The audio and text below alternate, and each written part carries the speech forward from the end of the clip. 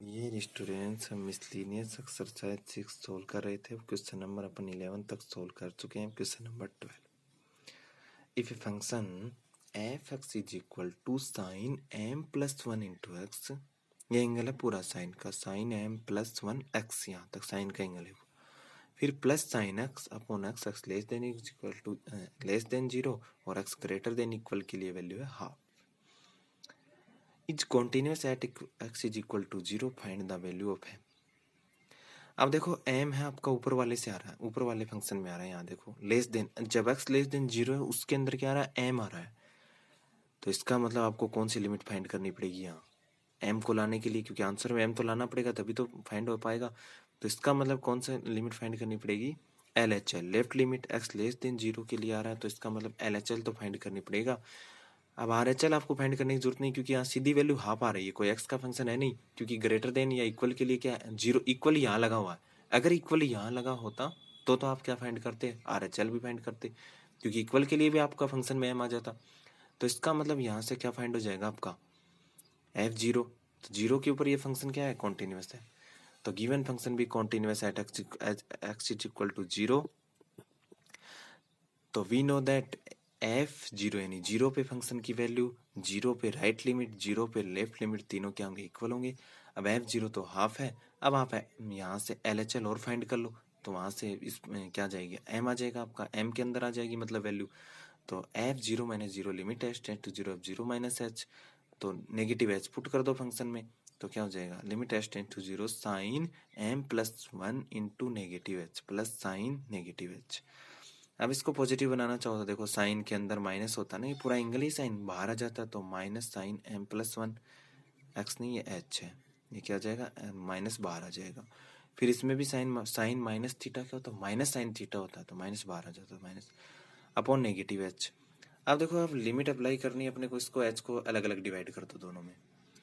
तो ये क्या हो जाएगा, sine m plus 1 into h था ये आपका, हाँ ये एंगल में है, और अपॉन एच, एच से डिवाइड किया अलग अलग, पहले एलसीएम को अलग अलग कर दिया, नेगेटिव एच से तो नेगेटिव नेगेटिव पॉजिटिव हो जाएगा नेगेटिव। अब ब्रैकेट में लिखेंगे अपन, क्योंकि दोनों पे आप साथ लिमिट अप्लाई कर रहे हो यहाँ पे। अब देखो इसका एंगल क्या था, एम प्लस 1 इंटू एच, इस एच से एच कैंसिल करना है, ये तो साइन के अंदर है, मतलब साइन का एंगल है,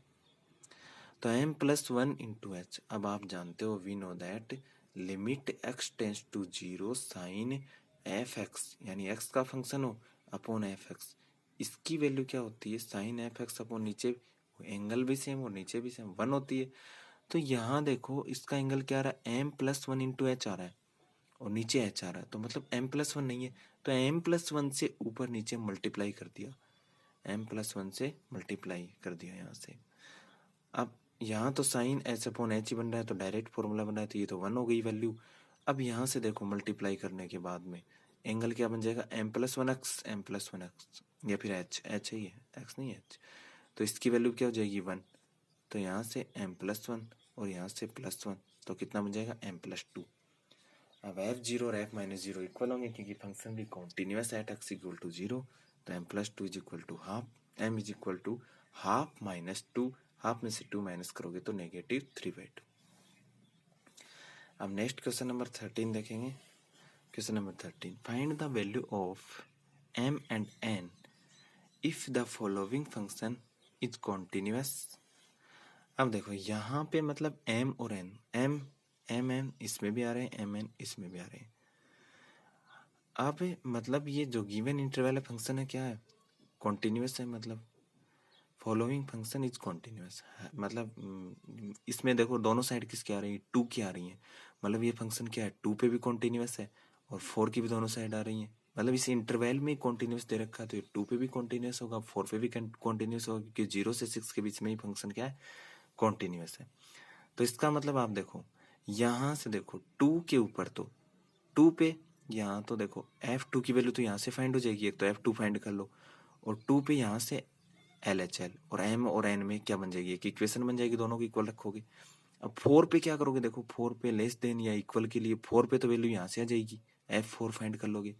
और एक 4 पे ग्रेटर देन है मतलब यहाँ से, तो 4 पे यहाँ से क्या फाइंड हो जाएगा, आर एच एल, तो f4 और f4 प्लस 0 यानी आर एच एल फाइंड कर लोगे और दोनों को इक्वल रखोगे, तो यहाँ से एक इक्वेशन यहाँ से बन जाएगी और दोनों को सोल्व करोगे तो m और n की वैल्यू फाइंड हो जाएगी। देखो गिवन फंक्शन भी कॉन्टिन्यूस, गिवन फंक्शन क्या है, कॉन्टिन्यूस। सबसे पहले अपन at x is equal to 2, पहले f2 की बात कर लेते हैं। f2 इक्वल यहाँ लगा हुआ है 4 इंटू 2, देखो 4x माइनस 1 है तो x की जगह 2 पुट कर दो, तो 4 इंटू 2 माइनस 1, 4 इंटू 2 कितना हो जाएगा 8 माइनस 1 7। अब LHL क्यों फाइंड कर रहे हैं अपन, क्योंकि m और n ऊपर वाले फंक्शन में आ रहे हैं। अब RHL फाइंड करते तो यही फंक्शन यूज होता, और ये तो आपने ऑलरेडी f2 के लिए यूज कर ही लिया, तो दो बार यूज करने की जरूरत नहीं है। f2 minus zero limit h tends to zero, f2 minus h limit h tends to zero. अब 2 माइनस h लेस देन 2 है तो x की जगह इस फंक्शन में क्या पुट कर दो 2 माइनस h, तो x स्क्वायर यानी 2 माइनस h का whole square plus m into 2 minus h plus n। तो यहाँ से देखो अब h की जगह जीरो पुट कर दो तो ये जीरो हो जाएगा, सीधा डायरेक्टली लिमिट पुट कर सकते हो आप अगर वो सोल्व हो रहा है तो, इनफाइनाइट नहीं बन रहा हो तो 2 का स्क्वायर 4 अंदर मल्टीप्लाई करोगे 2m, क्योंकि 2 minus zero plus n। Function भी continuous at x equal to zero, function क्या दे रखा है continuous, sorry at x is equal to 2, तो f2 और f2 माइनस जीरो क्या होंगे, मतलब 2 के ऊपर फंक्शन की वैल्यू और LHL दोनों क्या होंगे इक्वल होंगे, तो 4 plus 2m plus n, f2 minus zero की वैल्यू थी और f2 की वैल्यू क्या थी 7, इक्वल रख दिया, तो 2m प्लस n 4 को उधर लेके जाओगे तो माइनस 3 हो जाएगा, 4 माइनस 7 कितना हो जाएगा 3 हो जाएगा, तो इक्वेशन 1 तो यहाँ से फाइंड होगी। अब ऐसे ही 4 के ऊपर फाइंड करेंगे अपन दूसरी equation, at x is equal to 4, पहले तो f4 की वैल्यू यहाँ से आ जाएगा 4 इंटू 4 माइनस 1 15 आ जाएगा। अब f4 प्लस जीरो फाइंड करेंगे क्योंकि यहाँ से, क्योंकि LHL तो यहाँ से फाइंड होती, तो LHL के लिए तो मतलब ये तो फंक्शन आप यूज कर ही चुके, तो अब क्या नीचे वाला फंक्शन यूज करना है 4 के लिए RHL, तो RHL फाइंड करेंगे तो f4 plus zero limit h tends to zero, f4 plus h limit h tends to zero, m into x square तो m इंटू 4 प्लस h का स्क्वायर प्लस 17n, तो 17n, तो 4 h की जगह zero put करोगे तो 4 का square 16m, 4 plus zero यानी 4 ही हो जाएगा 16m plus 17n। Function continuous है क्योंकि इंटरवल के अंदर है, 4 पे भी क्या होगा कॉन्टिन्यूस, तो f4 is equal to f4 plus zero, तो 16m plus 17n is equal to 15, f4 की वैल्यू कितनी 15। अब ये इक्वेशन 2 हो गया। अब देखो इक्वेशन 1 यहाँ 2m plus n is equal to 3, 1 और 2 को सोल्व कर रहे हैं, देखो यहाँ 2n आ रहा है, यहाँ 2m आ रहा है और यहाँ 16m आ रहा है, इसको 8 से मल्टीप्लाई कर लो, एलिमिनेशन मेथड से अपन सोल्व कर रहे हैं। इक्वेशन 2 इक्वेशन को कैसे सोल्व करते हैं, इसको 8 से मल्टीप्लाई करेंगे तो 8 से 16, फिर और 8 को n से 10 हो जाएगा और 8 3 से 24। इक्वेशन 2 ऐसा कैसा लिख दो, इसके नीचे माइनस कर दो, तो 8 माइनस 17 कितना हो जाएगा, यहाँ से देखो यहाँ से नेगेटिव बचेगा नेगेटिव 9n, और 24 में से ये 15 घटाओगे तो प्लस 9 बच जाएगा, नेगेटिव 9 को तो डिवाइड में n नेगेटिव 1 आ जाएगा।